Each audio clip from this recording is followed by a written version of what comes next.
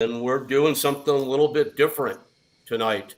Uh, the wrestling world has heard and is mourning the passing of a very beloved wrestling character, but more so a really good friend to so many of us. And it's although it's very sad, it's my pleasure to welcome three very old friends onto the show tonight to share memories for a moment of our fallen comrade and friend.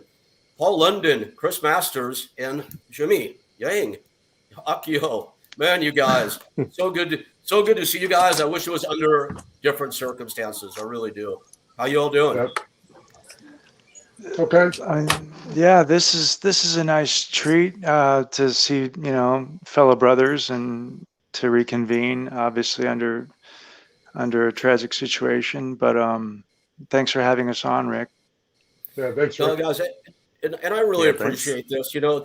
Like everybody else, I was shocked. I just found out about this 2 days ago, which is I think 3 weeks after Ryan passed, and I we all got the word on the same day.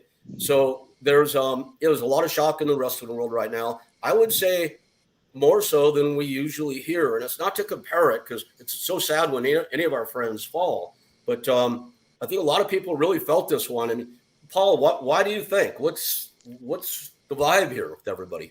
I think anyone who met Ryan just was drawn into just how kind he was, like when I first got to UPW way back in probably 2001, I felt like such an outsider coming from Texas. And I want to say that Ryan was my one and only Galaxy show. Once I showed that I could hang, you put me in there with Ryan, and he was just so generous, but he was just soft spoken, but just so friendly, like in his eyes, in his demeanor.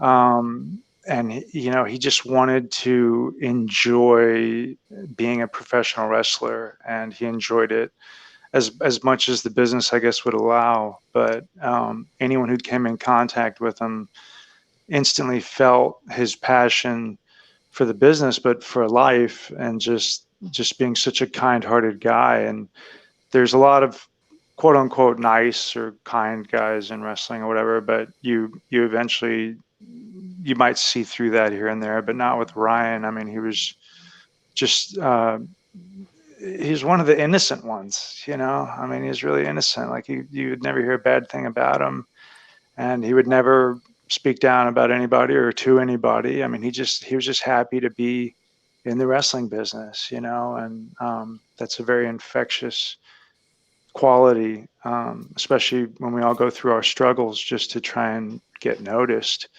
So You're describing him so well, and I think, man, like innocent, he was. He was like he was just on like Jimmy. You guys were really good friends, weren't you?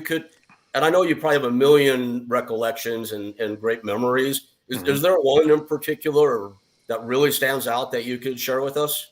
Yeah, it's like like I have a lot of memories with Ryan. Just first time meeting him, just like Paul just described.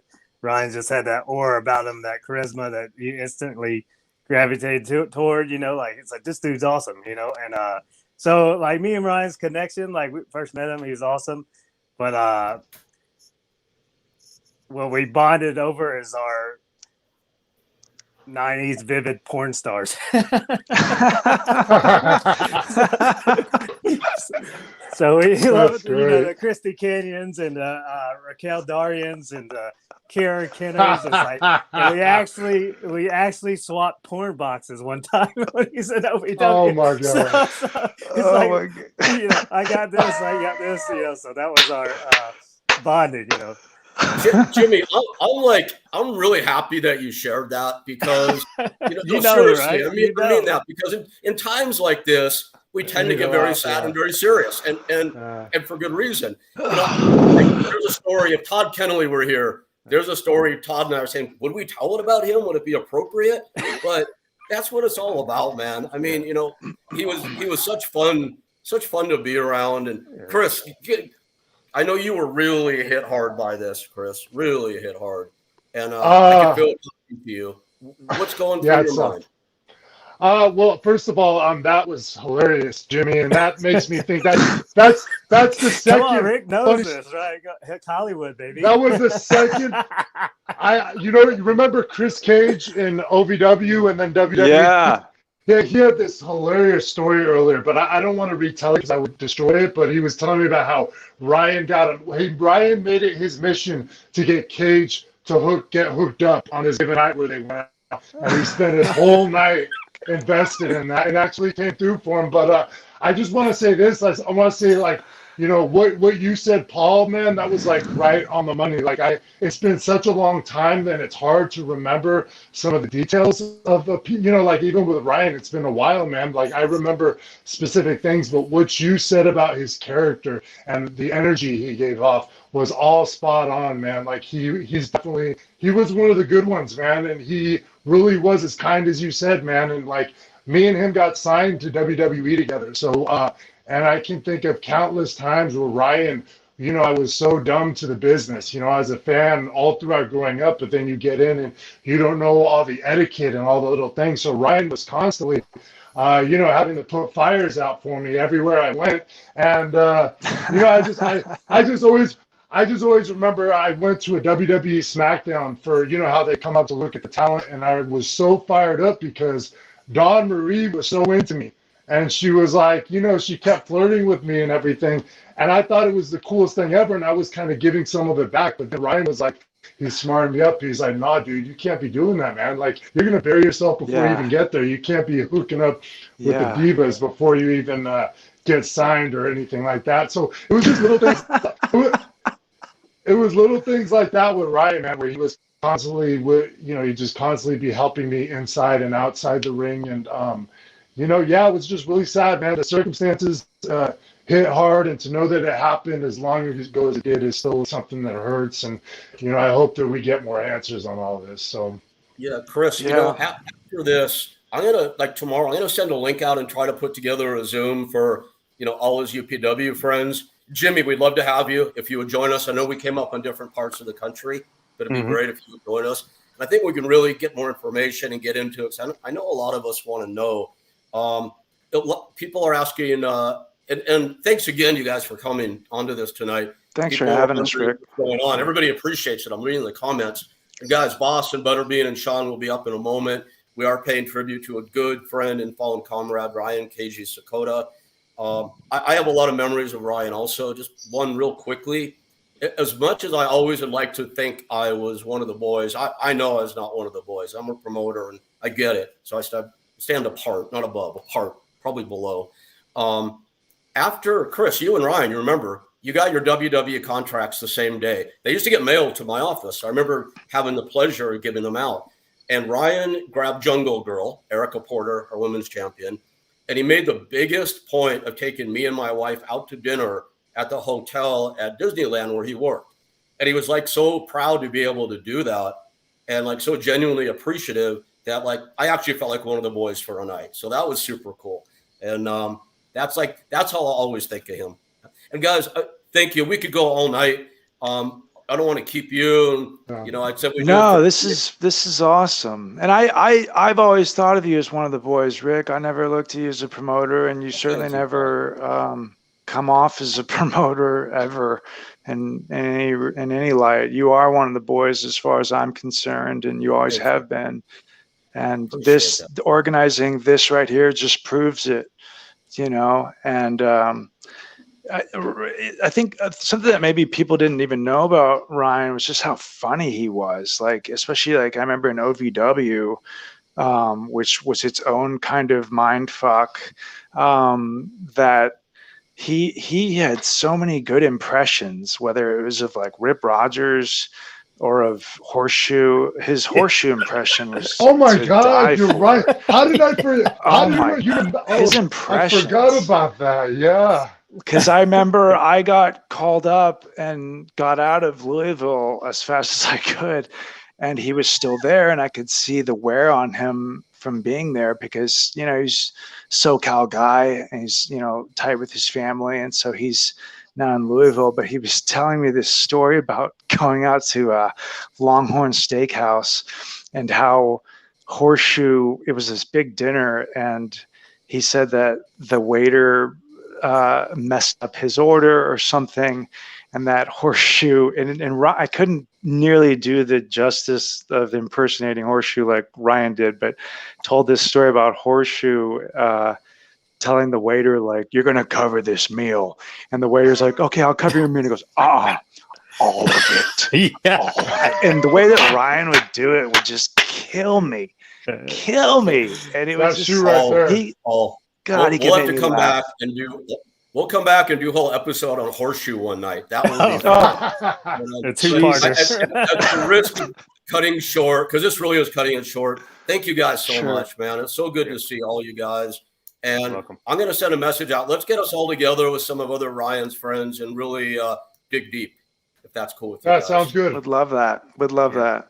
For You sure. got to Thank find you out what guys. happened. Yeah. So, Paul, so good to see you. Sorry to cut you short there. No, man. I thanks, apologize. guys.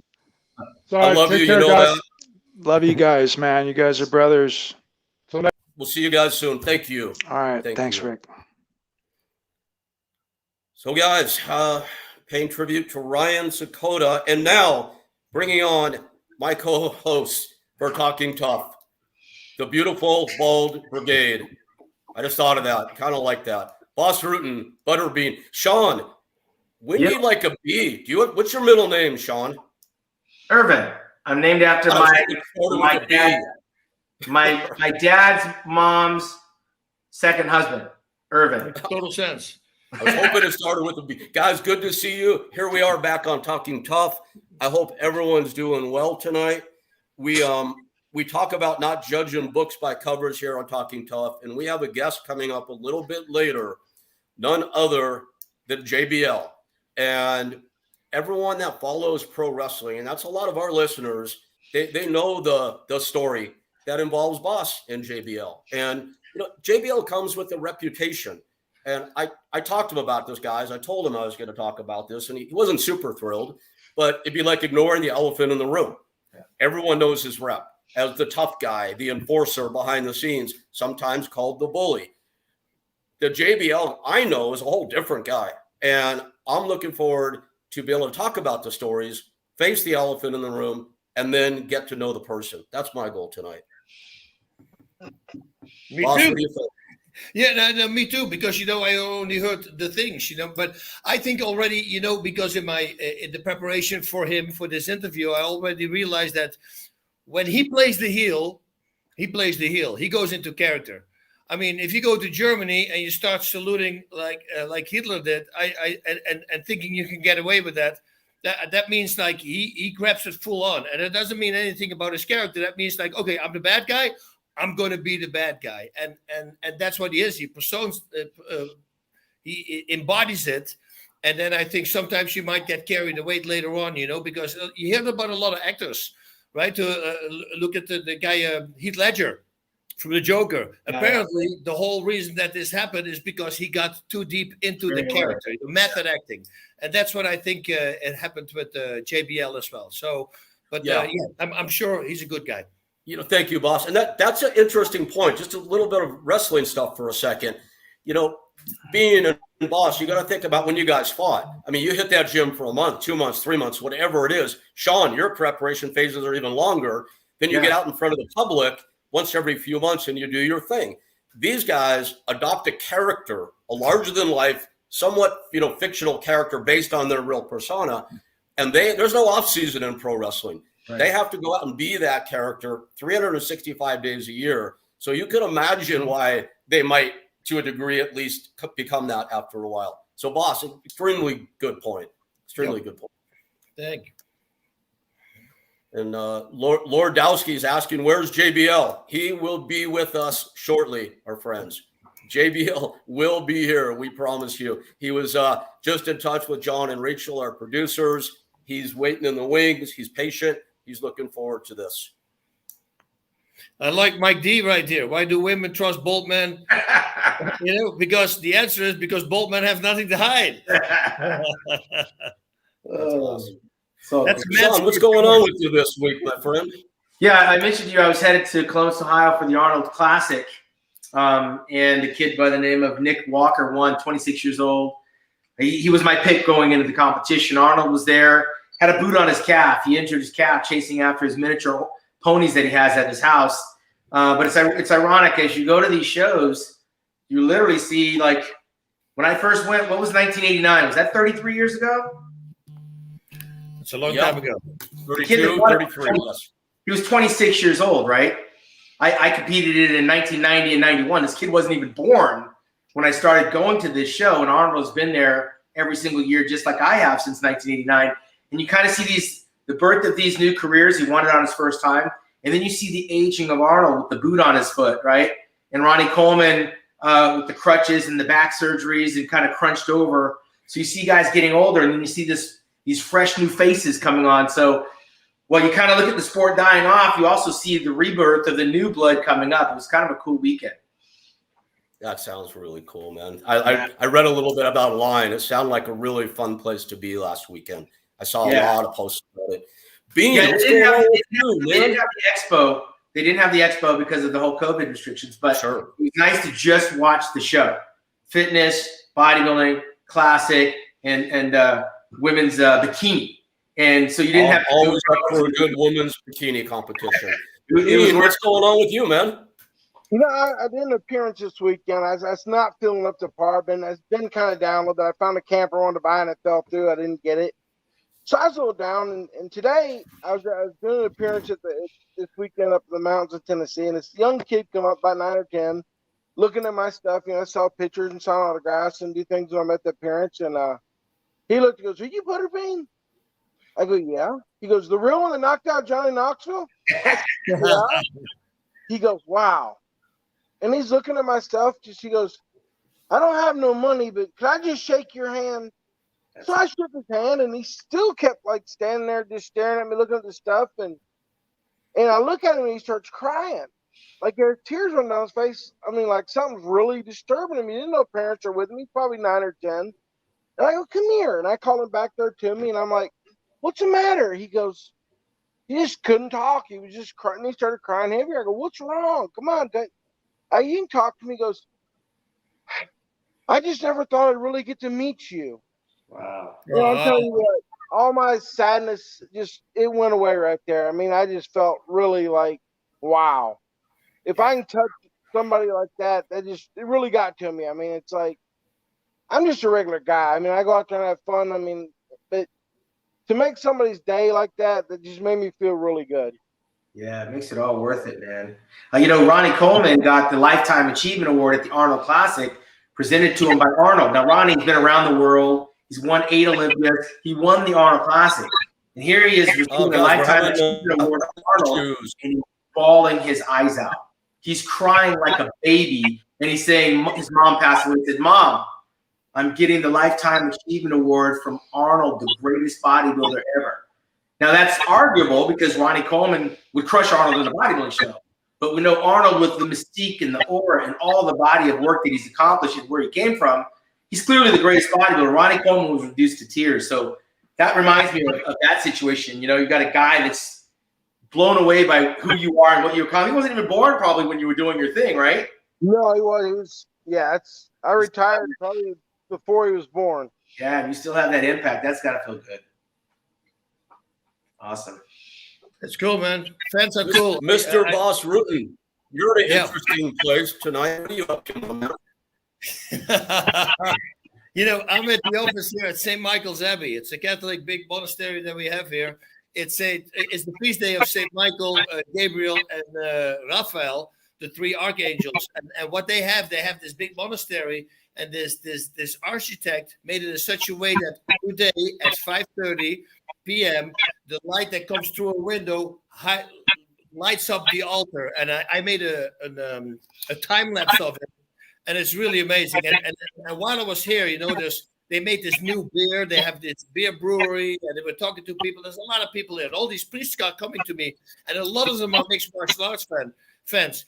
And then I realized this. And then I said, I got to do this thing with Sean Ray and with Butterbean, and everybody goes, "Butterbean, oh good." Let me tell you, Eric, you got a lot of priests as fans because everybody was That is great. Boss, What'd you do, Rick? what do you think the brothers would? What do you think the brothers would say if you told them Sean Ray wanted to come up and do a posing exhibition there? I think they would love it. You know, they're more human than people believe. You know, the way they talk and the way you go, like some words they use, and you say, when you say, "Oh yeah, hell," and you go like, "Hell, can you say that?" You know, because I'm worried about saying that, but they are such a regular people, you have no clue, and I'm 100% guaranteed that they will love it. Yeah, well, I won't be posing anytime soon. I just filled a medium-sized pizza 5 minutes ago. I'm not posing. Listen, if you say that, you're still better than 98% of all the people out there. Trust me. And that's not including the bodybuilders. That's including the bodybuilders. That's what I mean. Oh, man. And, Rick, what'd you do? Sean Walker had it. Oh, sorry? What did you do? I mean, we kind of doing our thing. What were you up to? Oh, sorry.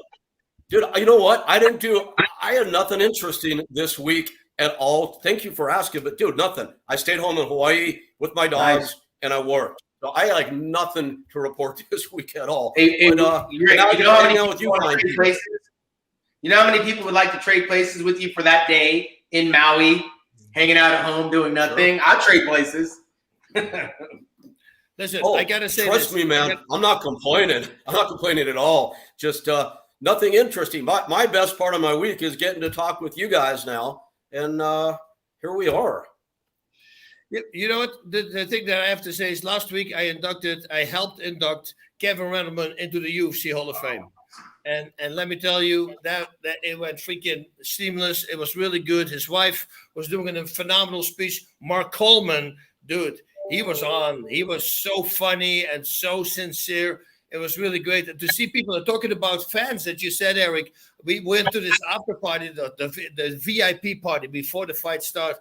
And this woman comes up to me and she's like the biggest fan and she knows everything about me. And my wife stands next to me and she says, "Are you his wife?" "Yeah." "Oh, so your name is Karen." And you got this, and she knew the names of my daughter. She knew everything. You go like, okay, you know. And at the end, she was like, "Oh, I hope I'm not too much." I say, "You're never too much. You're freaking awesome." You know, somebody who knows that means that you've been following the sport for a long time. But it's cool how out of control fans can get in a good way. Yeah. Man, I wish I'd got to see that, boss. If you remember when Kevin passed, we all met in Vegas for that reception for him. And Elizabeth was a mess, of course.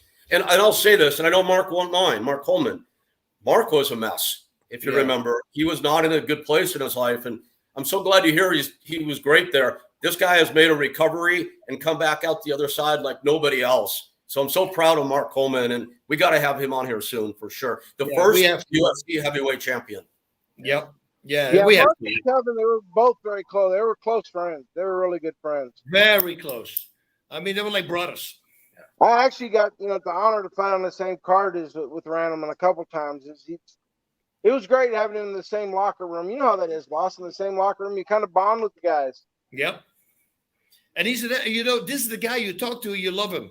You know, and everybody. He goes to a fan, and he makes you feel like you're the most important person in the room. You know, on the planet.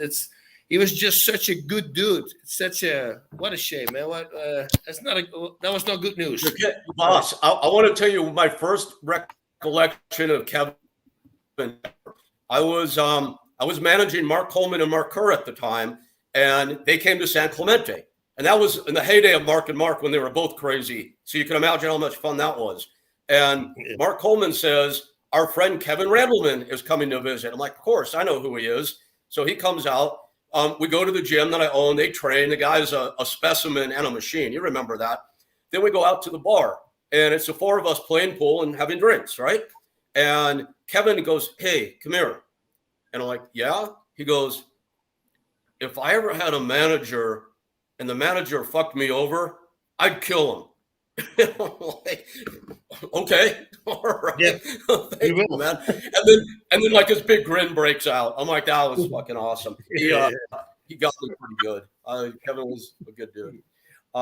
Guys, my reception is bad tonight. I may duck in and out. You guys, please take over at any time if stuff is going wrong on this end. I know we have this format we're running by, but I understand that JBL is already hanging out and waiting to come on. So I'm thinking, if you guys don't mind, why don't we bust the form out a little bit? Let's get ready in a moment to bring our guest up. And I want to ask if Butterbean, you know JBL a little bit or of him. You shared backstage at the Brawl for All. Boss, if you guys maybe on the spot could start to talk and prep about JBL a little bit, because I need to go change my connection for my Wi-Fi, and I'll be back in a minute. All right. Well, so what was your encounter, Eric? Oh, yeah, he's a great guy. I never really see when I entered wrestling, I didn't know nothing about it. I didn't know nothing about the guys. Didn't know the storylines. To me, it's just another job until I got to know the guys, and it's completely different backstage because you don't talk about. I never talked about wrestling. I didn't care talk about wrestling. I wanted to talk about other stuff. Right. So I mean, he was always considered one of the tough guys backstage, the real tough guys. Yeah. Yeah, that's what I heard as well. You know, that's why, and we're going to talk about this also on this show with the whole thing that happened to Mauro Ranallo. You know, and Mauro is a very close friend of mine. I actually put him in the commentating business because when I met that guy, I was like, dude, you need to be a commentator. This is crazy. So that when I introduced him when the Pride Fighting Championships let go of Steven Quadros, they asked me if I knew somebody, and I said I don't, but I knew about Mauro. But I was afraid because Steven is a good friend of mine, and I didn't want him to think that I was the person who got him fired or something. But anyway, they brought another guy in. The guy was a one-man radio show he had. So I literally, during the broadcast, I had to put my hand on his mouth because he wouldn't shut the hell up. You know, like because every time when I would see something, he would just keep on talking. So I literally put my hand on his throat. So then they asked me again, don't you know somebody? I said, well, I met this guy a long time ago. Maybe you should get him. And he said it in the tape, and they said, oh, we want him. And then he had this first show, and people were like freaking out. And now he's probably the best commentator on the planet. I mean, the guy is such a freak. You know, this is the guy who reads the script. When we met, we were doing this B movie thing, and we had to talk about a fight that wasn't filmed yet. And I said, that's never going to work. No, we built a fight around your commentating. I said, listen, that's never going to work. But anyway, we will do it. And we start talking. It was a 6-page script. And I start memorizing like a maniac. And then Mauro walks in 20, 30 minutes later. And I'm like constantly 6 pages. Because my mind is not like freaking that guy. And he literally, if I say less than a minute, I'm not exaggerating. He was going over and he says, okay, let's go. And I go, what? You got it? He said, yeah. So I go to page number 3 and I say my line and he answers me what he had to say. I go, how do you do that? You know, and then when Pride Fighting Championships asked me, I go, yeah, I know this one guy who is freaking insane. And well, he came on the show and that was it. I mean, and now look at him, what he's doing. He's doing Bellator, he's doing WWE, he's doing Showtime boxing. He's doing everything. The guy's a freaking genius. He's a phenomenally talented guy. Naturally, I guess. And he's a student too. He studies hard. Phenomenally talented guy, Mauro Ranallo. There was a moment at Pride Fighting Championships when I wanted to say, oh, he's going to go for an armbar. And he beat me to it. He goes like, is he going for an armbar? I go, dude. I mean, because I sent him all my DVDs, you know, the instructionals. And he's a guy who learns. And people in the beginning, they would say, oh, he's fake. He's all acting it. But not Mauro, man. When you see him go, he goes crazy. That's really him. He's completely invested into the fight, and that's why he's such a great commentator. He is great. And let's talk about JBL for a minute. But first, there's no question in this. But Mike DeBow says Sugar's giant arms are nuts. That's all I got on that one. You're getting almost thighs. You're getting as many arm comments tonight as we're all getting bald comments, and that's something. It happens when I wear a shirt that's one size too small. It's working for you, man. It's working. Very European of you. So, guys, I told JBL when we're prepping for this that, you know, we try not to delve too much in the past or stick on the past, you know, but we know that we have wrestling fans out there, so they expect to hear some stories. So I'm going to press him. I think he can hear us right now. I'm not sure. But I'm going to press John a little bit to entertain the fans with some of the tall tales from behind the scenes. They love that stuff. But what I'm really looking forward to getting into is what JBL is doing now, what the world probably doesn't know, because he doesn't make a point about promoting it. This guy is like a humanitarian of the highest order. He has nonprofits that are running in Bermuda, in Africa, And he's spending a ton of time in those places, hands-on, making sure the kids that his charities affect are getting the benefit of the work. I find that pretty amazing and impressive. So with that said, let's bring on the biggest bully in the history of pro wrestling, JBL. How you doing, guys? Hey, Hey, John. Hey, I'm like a kid in a candy store. I'm a big fan of all you guys. Butterbean, I think I've seen every one of your 4-round fights. And Boss, we have a connection you don't know about with Guy Mesger. I trained with Guy Mesger training in the Brawl for All, and I remember how excited he was when he said, "Oh, Boss is on my next tour to Japan." So I had such really good feedback from Guy so many times. And Sean, I've been a bodybuilding fan since Arnold and Franco. So all those top 5 finishes, I was pulling for you. So I'm excited and honored to be on with you guys.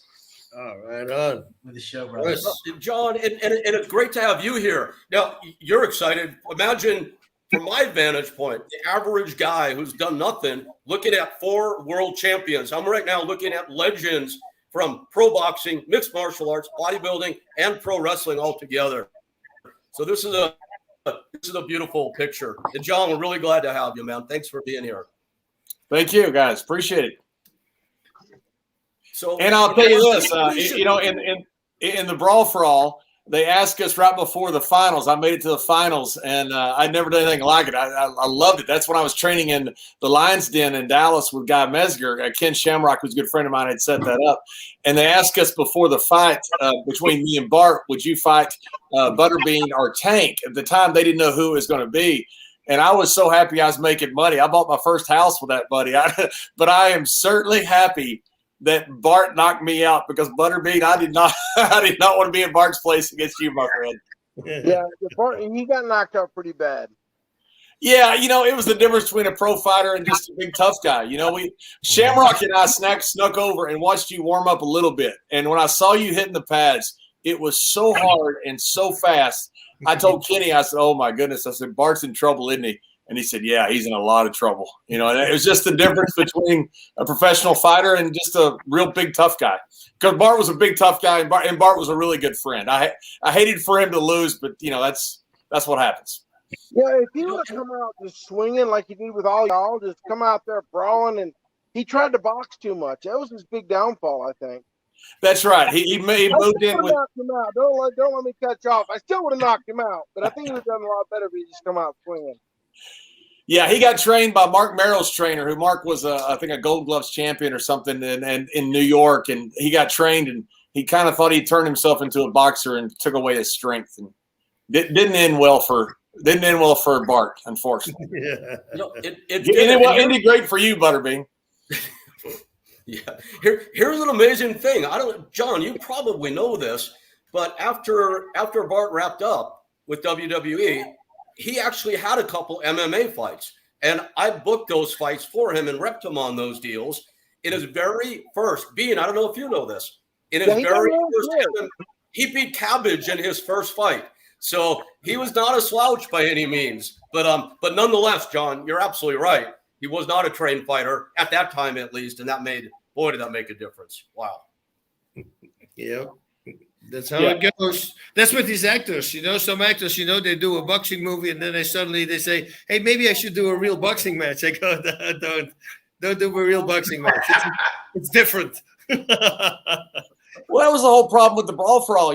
We were older, guys that, may have been tough, may not have been, but we had no training with that. So it was pretty even, but we had all been injured a lot. We were 35. We weren't 25 doing this, and so when we got out there, nobody had any training, and it was a lot of fun, but it was a really stupid idea to try to figure out who's the toughest pro wrestler. That's not what we do. And I told them when they did it, they called me on a Thursday and said, "You want to be in a shoot fight on Monday?" And I said, "Why would I do that?" They go, "We're going to have a tournament." I said, "That's the dumbest thing I ever heard." I said, "I'll enter it, but you're going to have somebody win that you don't know is the best fighter. You can't, because you can't fix this." I think they thought Dr. Death Steve Williams would win. Well, 10 years previous, he probably would have. And, he'd gotten older. He had concussions, and that was the problem, the whole thing with the whole Brawl for All. It just didn't make much sense to put in the middle of a pro wrestling show. Yeah, and a lot of people got hurt. And, we were talking earlier, John, before you came on, about like the realities of pro wrestling, man. You guys, especially back then, you're on the road 24/7, 365 days a year. There's no off season, taking a physical beating every single night. I mean, you're injury prone already going into something like that, I would imagine. Did a lot of guys get hurt doing that? Yeah, it ended some careers, unfortunately. Henry Godwin had broken his neck. I fought Henry first. He was a good friend of mine, and he had broken his neck taking the finish from the Road Warriors. And Henry asked me afterwards, is your neck bothering you? And I said, no, I'm actually okay. And sure enough, the punches, he never wrestled again. You had Godfather, who blew out his leg really bad. You had Savio Vega, Brackus. I mean, there's so many guys that got injured. We were older guys stuck into a professional fight environment. And to me, it just didn't make any sense. Now, I will say this. When they asked me, they said, you want to be in a fight, the tournament on Monday? I said, is Shamrock and Severn in it? And they said, yes. I said, could you put me in a different bracket? That way at least I can get one win before I get beat. That was good thinking. That was good thinking. So, John, we have a lot of pro wrestling fans watching this, so you're getting a lot of questions. You can imagine. I'm going to throw a couple at you guys. One thing I learned talking to John, especially I've known John for years, not well, but always have liked you. You've never treated me with anything but respect. You've always been so nice to me, and there was always a disconnect between the guy you hear about in this reputation and who you were. To my experience, John, why did you have or do you have that rep? And you know what I'm asking you, of course. Yeah, maybe I could have deserved it. I don't know. We were younger, we broke balls, and I was a loud guy from the South, and a lot of people I think took that wrong. I can tell you, like with Morrow, there was never any malicious intent ever toward anything I said toward Morrow, anything I said on camera, that was all in character. But, some of it could be deserved. I'm not trying to rewrite my history. I wasn't a saint. We drank a lot back then, and, we ran the roads, and we always loved to crack on each other. It was just part of what we did. And I think a lot of people took that wrong, and some of it could have gone too far. I'm not trying to excuse anything I've done. It's something, because we were talking about this before we got on the show. Like sometimes, because with you, for instance, I read the things about you, and when you get in character, when you're the heel, you're the freaking heel. You commit 100%. Right. When I read the thing about Germany, when you walked out and you did the salute and you start marching around, I go, okay, now I got a little bit of an idea what kind of guy he is. And because most of the time when you do that, you get so invested. And sometimes you carry that outside because it kind of feels good. We all like to play the real bad guy. And if it feels good, sometimes it rubs off a little bit in your normal life. You think that's something that happened also there with you? Yeah, boss, I think there's any doubt about that. When we started, we protected the business 24/7. So I wrestled in Europe for Otto Vance, who was a childhood chum, Otto and Peter William in Austria and Germany. And you had to be in character 24/7. We lived on the parking lots outside of the carnival tents and had to wrestle. And so they wanted us in character all the time, not just in the ring. Walk around town, somebody tries to get an autograph for you, you bark at them, and that kind of carried forward. And I'm one of the last groups to have done that. And so, yeah, I don't think there's any doubt that some of that went too far. And some of it was me being in character. And again, I'm not trying to excuse myself. I'm just kind of explaining from my perspective kind of how it happened. So what exactly happened then with Morrow? What was the thing that went on? Well, there was a show that we did called Bring It to the Table. And that was one of the big contentious points. As far as, anything I said on camera, that was 100% in character. Anything I said backstage, I don't think there was anything. I can't speak for Morrow. So there was no malicious intent ever on anything backstage. I thought I got along with Morrow fairly well.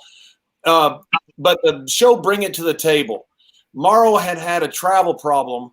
There was a snowstorm across the country and he didn't make a show. And I'm not sure what all happened, but there was a snowstorm. He couldn't make travel. Those things happen. During that same time, we did this show called Bring It to the Table. And everybody points to that show as the point of me taking a shot at Morrow. Well, on that show, right before we did it, there was about 3 to 5 minutes we needed for the show. And I said, what can we do? And I said, hey, there's this internet poll that makes Morrow the number one announcer. Could you do something on that? I said, yeah, of course. So when he went on the show, I did a rant on the show about, they're calling Morrow the number one announcer. He's retweeted it, blah, blah, blah. 100% in character. And people talk about that poll, that I was so jealous of that poll that I went on TV and talked about it. I didn't know the poll existed until right before he went on the show.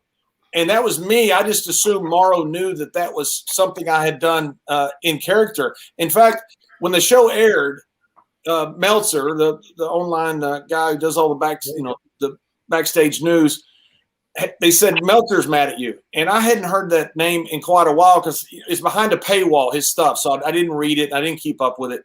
And I said, why is he mad? And they said, well, that was his poll. I had no idea. I had no idea. People talk about so much how I was so mad about that poll. I had no idea the poll existed. That was just me being JBL on camera. And I think Morrow took that the wrong way. I hope he didn't. I hope now he realizes that that was something that I did that was 100% in character. I saw Morrow, I think a few weeks later. Everything fell out, and I became the bad guy with everything. And I saw him. He was standing for a car, and he was on his phone. I think it was New Orleans. Anyway, I walked across the parking lot, and he was on his phone, so I couldn't talk to him. But I shook his hand, just went across, shook his hand. And he said, how you doing, man? I said, it's good, brother. And just left, just to let him know that there was no ill intent, at least of me toward him. I regret the whole situation. I wish that Morrow had known, for sure. I think that was one of the things that was really upsetting. I know it was upsetting to a lot of fans because they all talked about that show. Yeah. Yeah, well, at least, you're in character. And then, on one side, you did something right? I mean, you were in character. So, yeah, I hope that it's good that you walked over. I hope that you guys can mend things also, that he sees it as well and can, just bury the hatchet. I hope so. He seems like a good guy. And, again, if there was anything backstage I ever said to him that he thought crossed the line, there was never any malicious intent. Our slowest time right before shows is right before we go out. All your homework's done, everything's finished. You're just kind of waiting for the show to start. That's where we sit around and just banter and, just crack on each other. And I hope something that I said in that was not taken wrong. And if it was, then I apologize for that. The WWE did a postmortem on all of it and said that there wasn't, at least from what I heard. I haven't seen the report or anything. So anyway, I have no ill intent toward Morrow. I regret the entire situation because he seemed like a really not only talented, we all know that, but he seemed like a good guy. Yeah. So the most important thing, so what are you up to right now? Well, right now I've got working with this wonderful group out of Memphis. It's called Memphis Inner City Rugby. We got it's one of the worst child poverty in the USA, and we've got a program that we got 100% graduation rate, 100% non-incarceration rate, 100% of kids are getting placed after school, either college, trade school, or military. And that's my big focus. Really working hard in poverty areas. I've done a lot down in Malawi and Uganda, Rwanda, Tanzania area. And I really enjoy working kind of in deep poverty areas where kids are kind of left behind. Nice. That's one thing. Kids touch me. I mean, I do a lot of children's charities. I mean, I don't do a lot of adult charities because, like you say, the kids need a chance.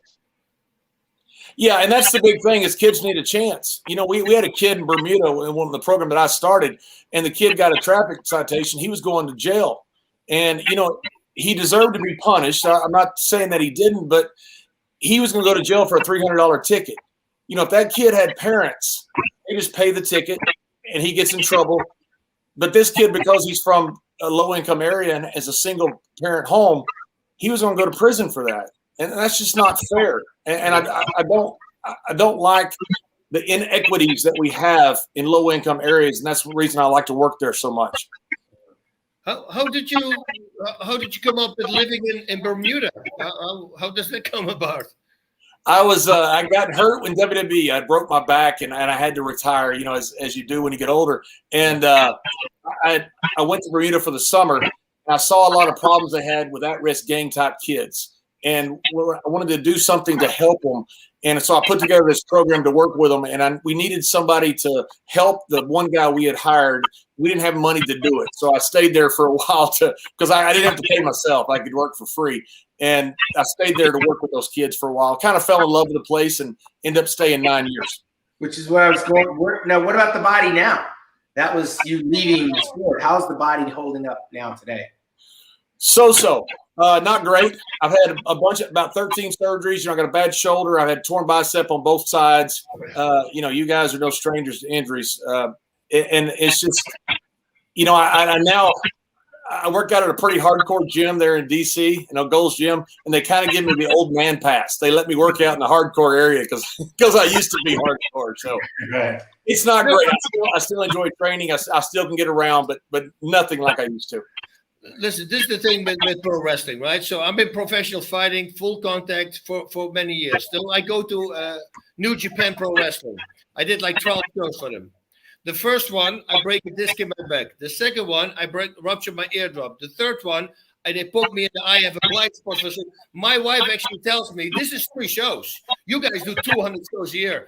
She goes like, why don't you go back to real fighting? You never had those injuries. Pro wrestling, people, when they go like, oh, but they, it's fake. I go, dude, in 3 shows, I was almost ruined. And these guys do 220 shows a year. It's insanity because the falls are real. Everything is real and mistakes are made. It's insane how much injuries you guys have. Yeah, and Ken Shamrock used to say the same thing. He said, in real fighting, we can avoid being hit. In what pro wrestling is, we got to get hit. And you got to get hit a lot. And it just kind of wears the body out. Yep, exactly, because that's what my wife said. I just normally I block those punches. I tell you a real fast story because this is a hilarious story. The first fight I do for New Japan, we're in Tokyo in the Tokyo Dome, 55,000 people. Don Fry is in my corner. I'm fighting the number 2 guy. I don't remember his name. And we went over the whole thing. Anyway, he was going to throw me in the corner, and then he was going to give me 3 elbows, and on the 4th elbow I would drop, and then I would take an 8 count and this whole thing. So he gives me the first elbow, and I don't know what these guys are saying about me behind stage, right? So I'm thinking maybe they think that, oh, I'm going to hurt Bob Fruiten, watch me tonight. So the first elbow is perfect. Second time is harder. The third one is a full-on hit. And I get hit, and my automatic reflex is boom, and I knock him out. 55,000 people, the guy's on the ground, and everybody's looking at Don Fry. It's like, oh, shit, this is not good. And then the referee starts walking around him like 3 circles, and he goes, 1, and he walks another circle. Slowly but surely he starts waking up. It was so funny because the second show, they came to me before the fight, and they said, hey, please, Mr. Rutter. I said, it's very simple. You don't hit me, I don't hit you. I don't know what you guys are talking about. But yeah, that was a crazy situation. Now, John, I don't know if you know this, but Butterbean had a career in pro wrestling also. Were you aware of that? Yeah, I'd heard that. In fact, I heard that Butterbean had offered to throw the fight against Bart. Was that true? You know what? If they were paying enough money, I didn't care. That's what I heard. I heard that you were willing to work or fight. Yeah, I had no problem with it. So John, Bean was part of Hulk Hogan's Celebrity Championship Wrestling, where Brian Knobbs and Brutus Beefcake played the trainers. And actually, it was my crew and Tom Howard's that actually did the training with Butterbean and Dustin Diamond and Dennis Rodman. And I'll say this to this day, Bean, not because you're my friend, because Dennis Rodman was declared the winner, and that was such a work. Bean was definitely the best pro wrestler on that show, no doubt about it.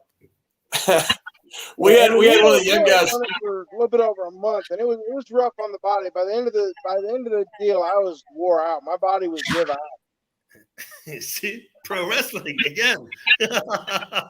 We had one of the guys when I was in Europe, one of the young guys that was working for, I think, Inoki, had come over and he had done it. We went back to Japan to do a fight, and we asked him, said, was that a shoot? And he goes, oh, yeah, it was a shoot. I said, oh, okay. He was a tough kid. We didn't think anything of it. Then we see the pictures, and there's a moonsault in it. Come on. Fun stuff, man. You guys are nuts. I was with the Steiner brothers. Oh, those guys are legendary guys. JBL, what do you miss? What do you miss about those days? Obviously you're way beyond it, but if you had to go back, like what part would you find yourself really enjoying when you were in character or not? Probably being Yeah. villain, right? Just the walking out, man. It was so awesome to be able to walk out. And when you did it right, you don't get it right all the time. And you think you think you get it right one night, you try it again, and the next night you fail or you don't do it near as well. But when you get it right, when I was wrestling, like the last matches, you'd wrestle, 25, 30 minutes at night. You take people really on a roller coaster ride. You get them mad, you get them happy, you get them behind the good guy, you get them to boo you. And when you leave and it was done right, man, it's just the greatest feeling in the world that people paid their money to come see you and they felt like it was money well spent and they had a good time. It's really hard to find anything that gets you a feeling that good. I think maturity, the further away from the stage you get, the more it crystallizes that's the part that you really miss the most, right? Like yeah, absolutely. When you first get out, you don't have good perspective on it. And when you first get out, I tried to play pro football for a while, and I coached 1 year in college, and I still wanted to play, and I wasn't a very good coach. Yeah. And I thought, years later, I would have been a good coach because I didn't have the desire to be a player anymore. And the same thing in commentary with wrestling. When I first got out, I went straight into commentary. I didn't think I was as good as I was later because I didn't have the desire to get back in the ring. Now I'm just a fan calling the action, and it just makes so much difference with perspective. That is absolutely correct. I mean, I do commentating too, just like Boss. I'm not sure if Butterbean does, but during the commentating, you see things that, like, when we did it, there were a lot of things we missed. But we're like in the bird's nest, looking down on the action taking place. We see it before it actually happens because we lived it, so we're able to articulate it.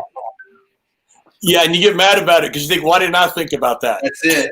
You need a time machine. No, did you have like with me, for instance, right? And many fighters and many athletes have the same thing.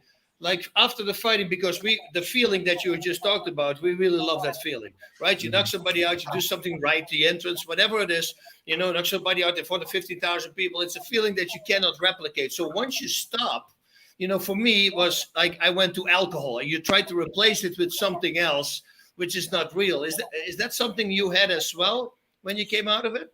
No doubt about it. Yeah. And I did the same thing. I drank heavily when I retired and kind of past that phase now because I kind of look back and enjoy the career because I'm too old to do it. But yeah, it's a real letdown and there's nothing you can really replace from it. I always thought, guys don't necessarily go through a depression, back in the days when you took steroids, when you played sports or stuff and guys would get off, they say, well, it's because of steroids. No, it's not. It's because you're depressed. The fact that you can't go out there anymore. Now, maybe it's added to the fact that you stopped taking, something that would make you feel better to boot. But it's really just the fact that you can't go out there anymore. It's really you're trying to find yourself in life. And that's a tough thing to do. Yeah. I mean, we can look at what's happening with John Jones, right? Like, he's arguably the greatest MMA guy out there doing this. And he can't get out of his own way. Right. Yeah. You look at guys like Michael Jordan who end up at the Wizards, and I don't blame him. Play all you can because once you're done, you're done. You got the whole rest of your life to relax and rest. And people get mad at guys because they play too long, but why not? Why not play as long as you can? Because once you're done, you got a long time to be retired. That's true. That's for John, I don't know if you caught the beginning of our show tonight or not, but we were talking about Ryan Sakota. He was in WWE for a short while as Sakata, and he came up out of our system. Really, really nice guy. And he just passed recently at 48. And a lot of the demons that you and Boss are talking about. What advice, if any, do you offer to guys post-career about keeping it together? You got to find something to do for the rest of your life. You can't just go to autograph sessions. You can't just kind of relive some glory days. There's old football story, the All-American, his own movie. And it kind of chronicles the same thing. If a guy's done and you just kind of go to shake hands, you get paid for it. You got to find something that's worthwhile in life. When I went down to South Africa for the 2010 football soccer World Cup, and I saw this program there that it was changing lives in that huge shanty town outside of Cape Town. And I thought, what have I done my whole life? Why wasn't I doing something like this? Right. And that's kind of replaced what I've done. And we had our kids in Bermuda the first time. These kids had never played rugby.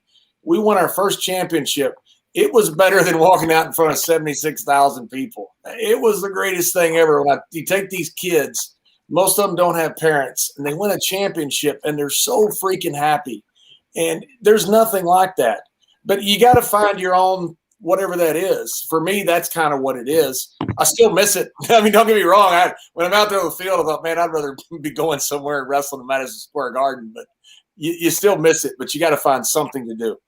And I got a question for you. What was, like, out of everything you've done, what's what you consider is the biggest achievement you've accomplished? I mean, it may be something that other people will think, but in your heart, what is the thing that means the most to you?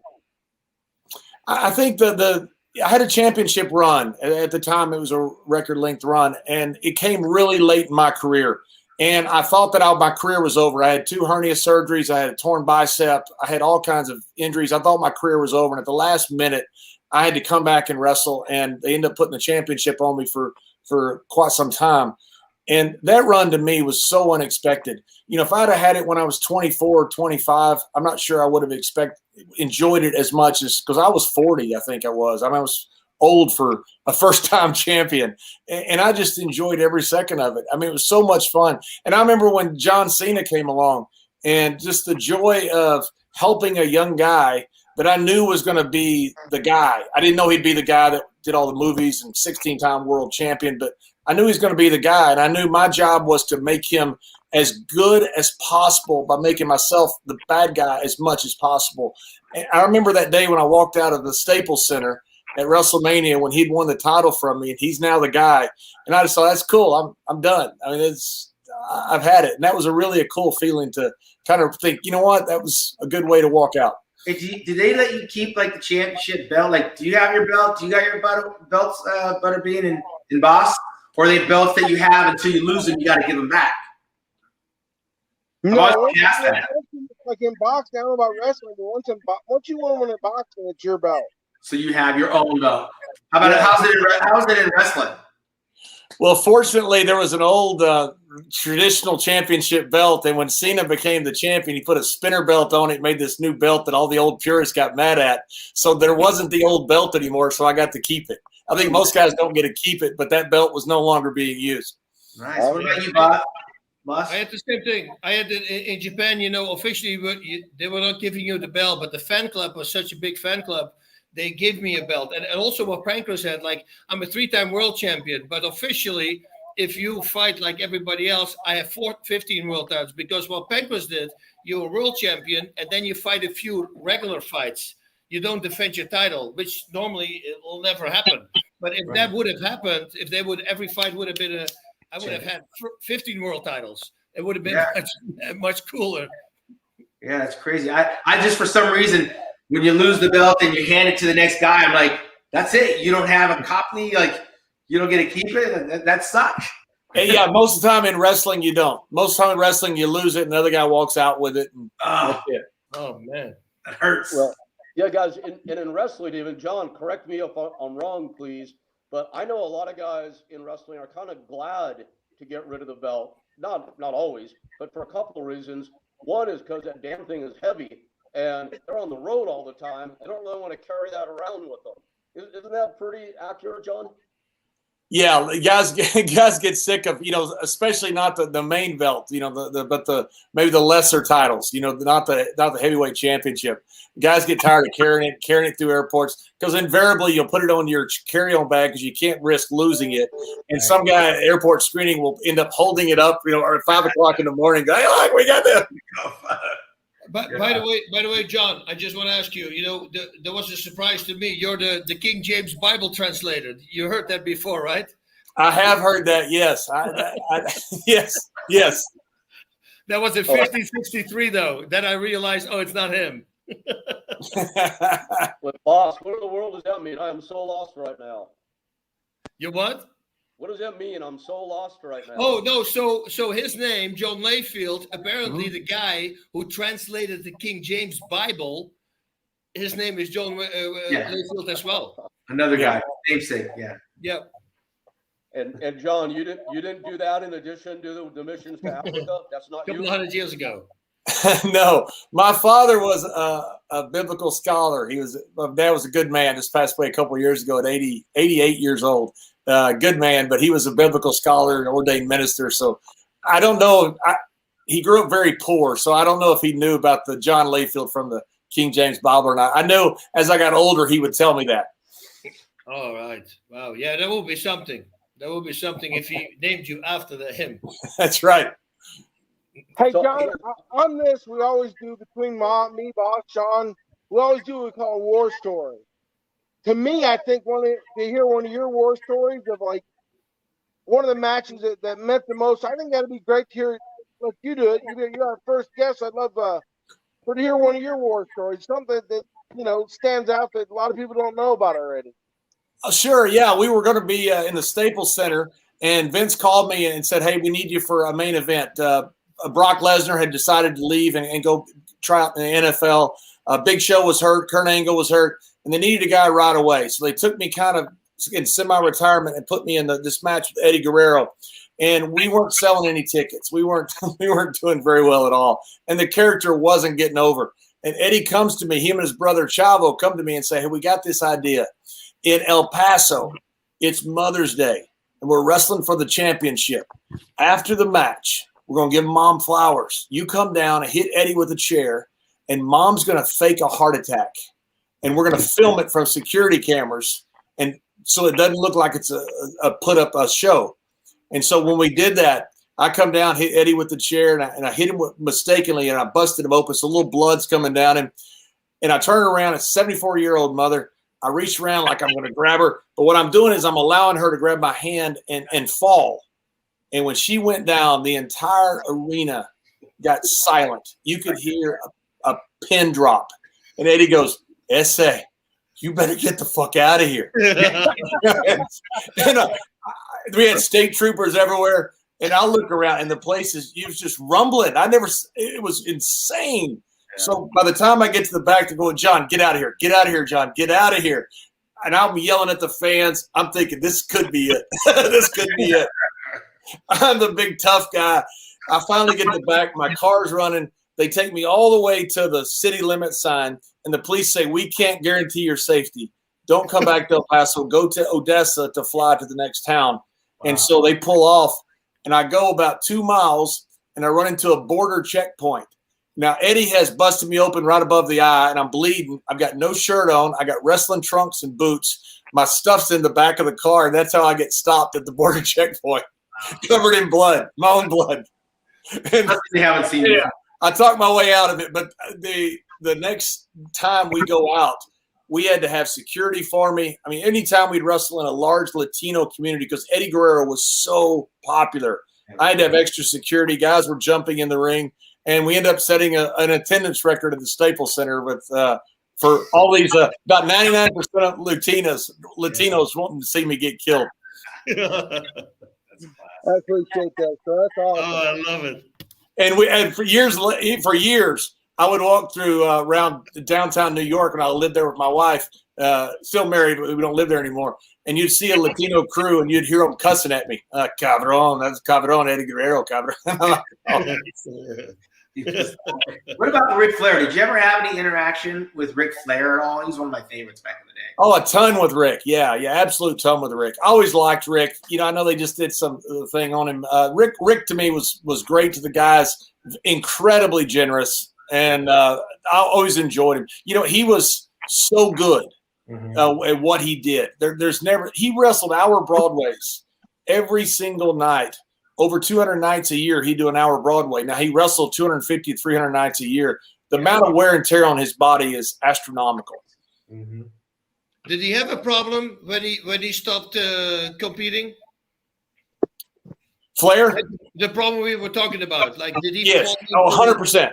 Flair to this day, I don't know what he is. He's in his 70s, I believe. He would wrestle to this day. Jerry Lawler, who did the big thing with Andy Kaufman's a really good friend of mine. Jerry still wrestles. He's in his 70s.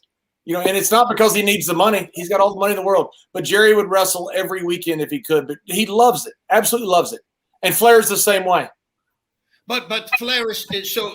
But it would, so if he would stop, So he never had the downfall like what we're talking about, like alcohol and drugs or something. Yeah, he did. You play with him? I think he did, yes. Because he had a time where he had to stop, and he kind of he always wants to come back, and yeah, I think he had a real tough time when he was forced out of the ring. Wow. No doubt about it. A lot of people have it. I was talking to Pat Miletich. He's the UFC champion as well, and what he did, he said to me, he says, "Boss, I see this. I see what happens to everybody." So he replaced his drug, so to say, with chasing tornadoes. That's his high now. So he's chasing tornadoes. I go, okay. It's like Michael Jordan said. He gambles all the time, and he goes, "I don't have a gambling problem. I have a competition problem."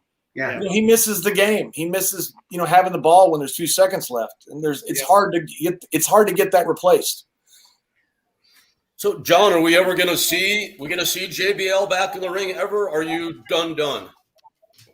I doubt it. I don't want to get out there. If I thought I could help one of the young guys, yes, I'd do it. But I'd love to. If I could physically, I would do it.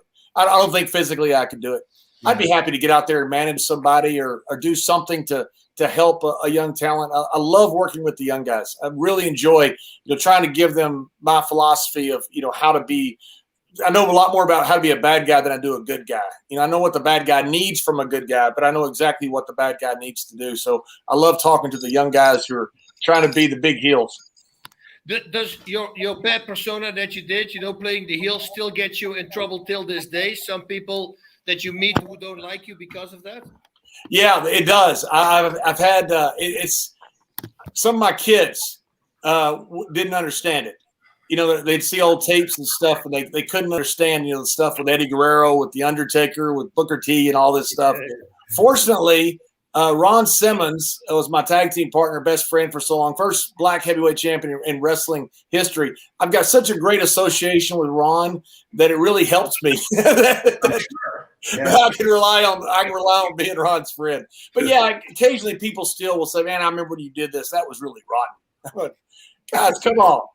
Job well done, right? Job well done. You're getting a lot of comments, man.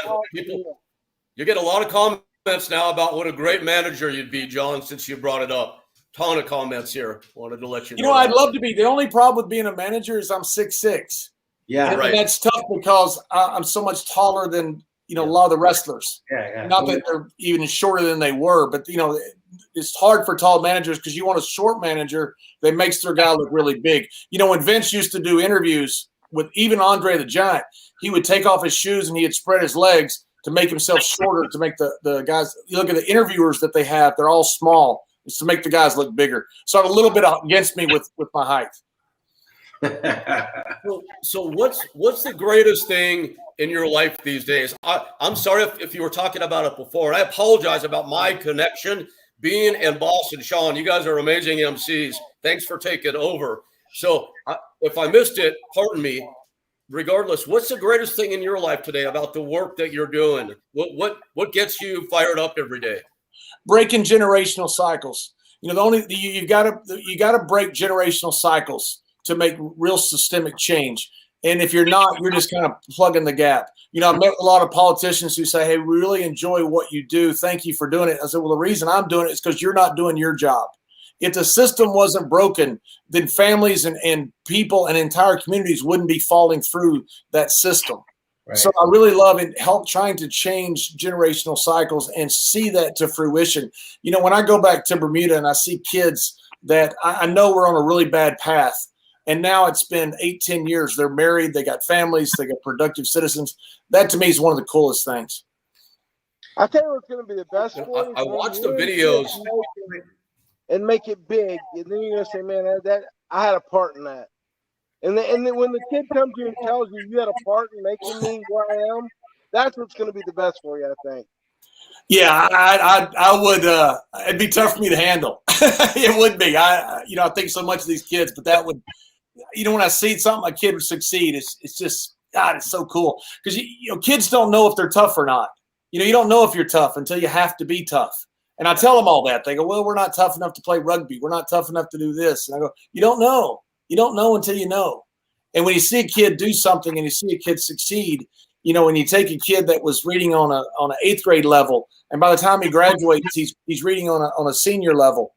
You know, that's really cool to see that happen, and to see that young man or woman realize they did that themselves and that they really are smart enough to compete with anybody in the world. Wow. Yeah, and I watched some of the video, not some, I watched all the videos that you sent, and it is amazing transformational work you're involved in. If people out here that are watching want to check out what you're doing now, what's the best place to look for that? Memphis Inner City Rugby, to me, is one of the best charities I've ever been blessed to work with. Those guys there, Shane Young, Devin O'Brien, they started up this. They were former Teach for America kids that went down to Memphis and started up this program, and they're just doing groundbreaking work. And they're creating a curriculum, which I think is really cool, because every charity in the world reinvents the wheel. You know, they reinvent curriculums. They reinvent how do you get kids that are at risk in this area. You know, kids that are at risk in Appalachia are exactly the same kids that are at risk in Malawi or the slums of Mumbai and Delhi. You know, at risk is at risk. And we want to develop a curriculum where we can give it to people and have some success, that a curriculum that's had success where people don't have to reinvent the wheel. And that's one of the most exciting things that I work on. Let me ask you, JBL, because I've always been kind of curious. Most people that get involved in that type of work, like you're talking about, go to Africa or third world country. Is it harder to do it here? I mean, what's the traction to leave the United States to do that for those guys? I know they need it badly, but like sometimes I watch what our government does for other countries, and I think, why aren't you doing it right here? Like our roads, our highways, our airports, they're crappy compared to flying into like Dubai, or you go over to Turkey, you're like, this is what an airport's supposed to look like. The work that you're doing for those people that definitely need it is also work that's needed here. Is there more red tape here in the United States to do what you do?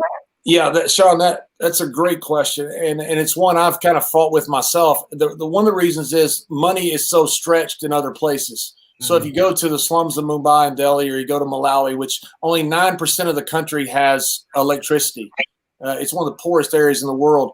And you put $1,000 in, you can affect 1,000 kids. I got it. You do that in Harlem, which needs it just as bad. $1,000 doesn't go near as far. So I think a lot of people just think, you know what, I can affect more kids with the money. I think people should be doing it here. And that's why I've worked in Harlem with Play Rugby USA, a group founded by Mark Griffin. I've worked with the Latin Kings and 2-6 Nation gangs out of Chicago, Rob Castanetto, Beyond the Ball, that just do incredible work. I think there is a lot of really good stuff going on here. It's just kind of more romantic for people to say we're working in Malawi or Tanzania or Uganda or Rwanda. Well, the dollar goes a whole lot farther. I understand that for sure. Yeah, it does. But, you know, but I agree with you. I think people should be doing stuff in their own backyard. Yeah. You know, I don't – nothing against going off and doing great things in different places. I enjoy going and visiting all these places. Yeah. But I think people should be doing stuff in their own backyard because you have so much need everywhere you are. We do. The red tape in America to try to do something to affect change is just ridiculous. Permits and taxes and all kind of – you can't get anything done here. Yeah, Sean, I'll give you a perfect example. In Memphis and Shelby County, they took the rich schools out of the school district and made their own school district. And so what they did was they took the tax base to the schools. Now the inner city low-income schools that we work with are even more underfunded and more understaffed. You know, and that's the red tape you're talking about. It's just tough. You know, politicians in America tend to throw a little bit of money at it just to make themselves feel better, and they really don't do much at all. Well, it's great stuff you're doing. We're so glad that you're doing it, by the way. Yep. You're not that old. You're 54, 55 years old? 54 years old. Amazing. I mean, you're younger than me and Boss. I think, how old are you, Butterbean? 55. Okay, we're all right there, Rick. I'll be 60 in a month. I'm the senior citizen. Yeah, you're right there. We're all on the back nine, so to speak. So that's right. You can't take it with us. So paying it forward is huge. I appreciate you. Well, JBL, I got a very serious wrestling question for you. Would Sean Ray be a better babyface or heel? Oh, with a body like that, maybe it's got to be a babyface. I'm telling you, he'd be like, you know, when you're good looking like that, got a great body. That's guys that are bad guys are not good looking guys. They're like me. Guys that are good guys that are good looking are like guys like John Cena, The Rock, and Sean Ray. There you go. Good company. There you go. It's a lot harder, I'm sure, to be a bad guy than a good guy, isn't it? I mean, because you really have to flip the switch. Yeah, I don't know. It's hard for big guys to be good guys because you have to get sympathy on you.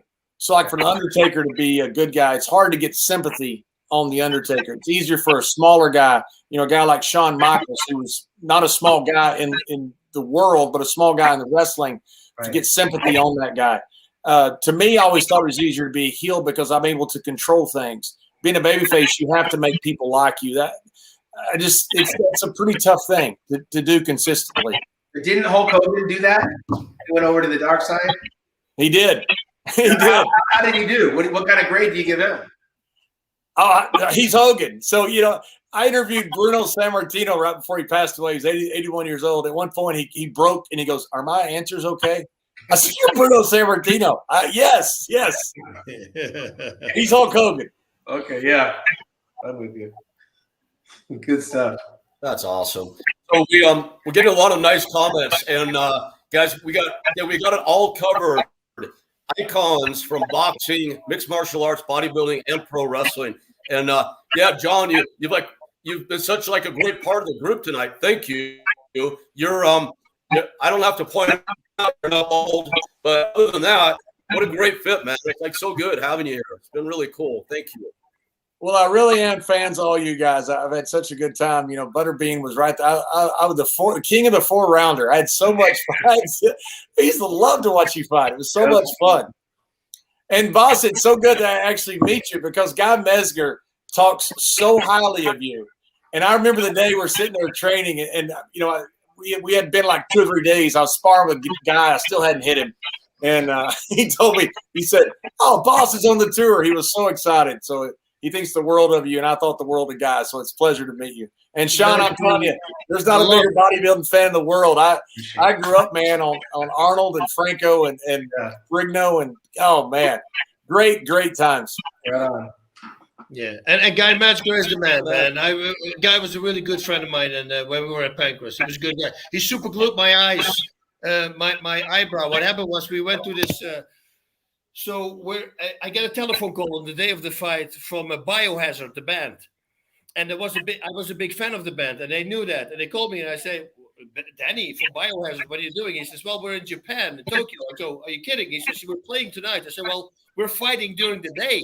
I say, "So what if I get you tickets to come to the show, and then we come with all the fighters, we come to your show in the evening?" He says, "Cool." So we invite him to the Korakuen Hall, Rick, where you also did something.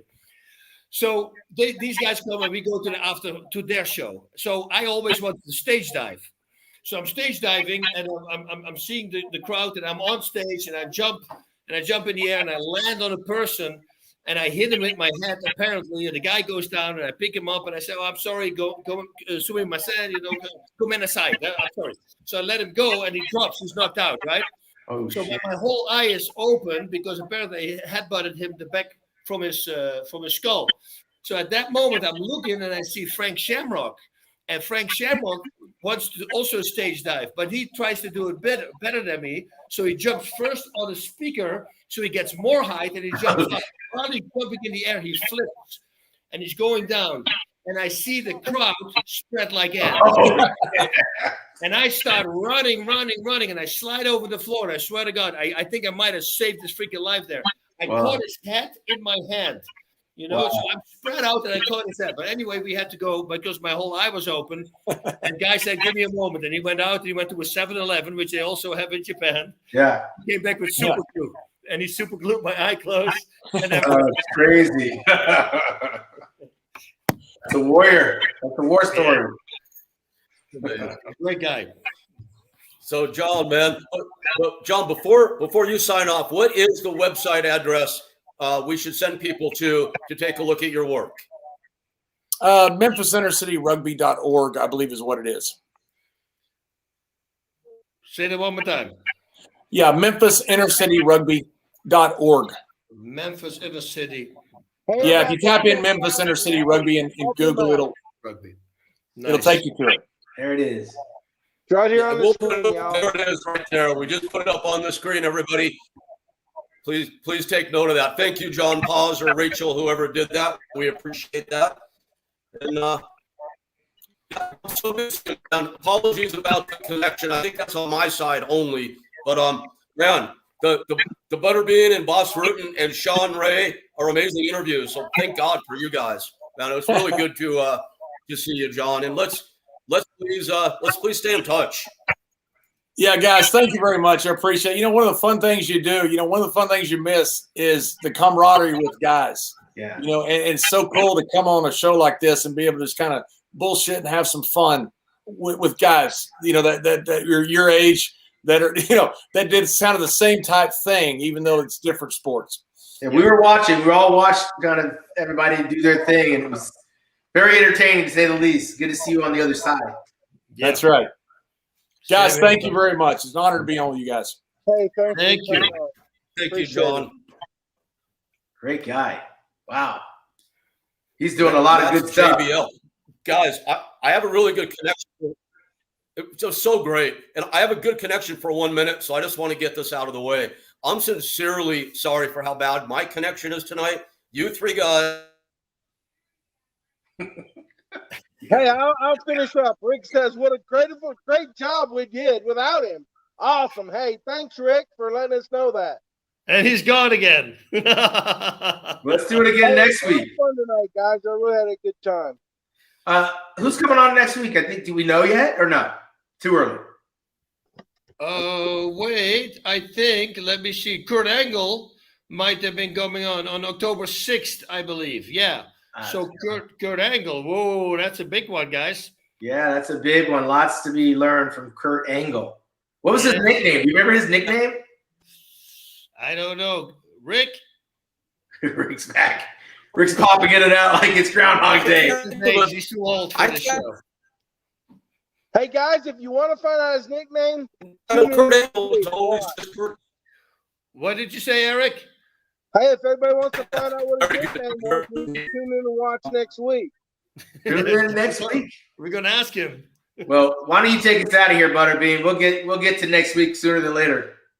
Hey, Sean Ray, Boss, Rick, y'all have an awesome evening, my friends. You know the pose. This is the freaking MMA pose for Boss Rutan. Love it.